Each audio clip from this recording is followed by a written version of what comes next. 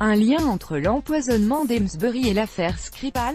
La réponse de Londres malgré l'annonce faite par la police que le couple hospitalisé ce mercredi à Salisbury suite à l'exposition à une substance inconnue à Amesbury présenterait des symptômes similaires à ceux de l'ex-agent russe Sergei Skripal et sa fille, les autorités britanniques n'y voient aucun lien. Londres ne voit aucune similitude entre l'empoisonnement de l'ex-agent russe Sergei Skripal et sa fille et celui du couple d'Amesbury, a déclaré le ministre de la Sécurité britannique Ben Wallace.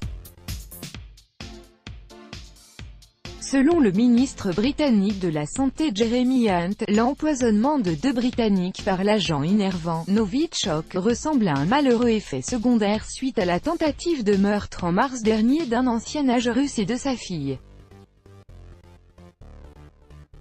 Le ministre de l'Intérieur, Sajid Javid, a pour sa part précisé que le couple ne s'était rendu à aucun endroit lié au Skripal.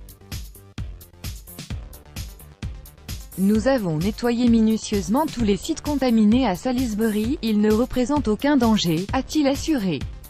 Deux personnes, un homme et une femme, toutes deux quadragénaires, ont été retrouvées inconscientes samedi 30 juin dans une habitation dans la ville d'Amesbury, sud de l'Angleterre. Scotland Yard a annoncé que le couple avait été empoisonné par l'agent innervant Novichok. Amesbury est une ville voisine de Salisbury, où, le 4 mars dernier, l'ex-agent russe Sergei Skripal et sa fille avaient été retrouvés inconscients aux abords d'un centre commercial. Une semaine plus tard, la première ministre britannique, Theresa May, avait accusé la Russie d'être derrière l'empoisonnement des Skripal, sans toutefois présenter de preuves pour appuyer ces allégations, avant d'expulser 23 diplomates russes du Royaume-Uni. La Russie a toujours démenti les allégations de Londres.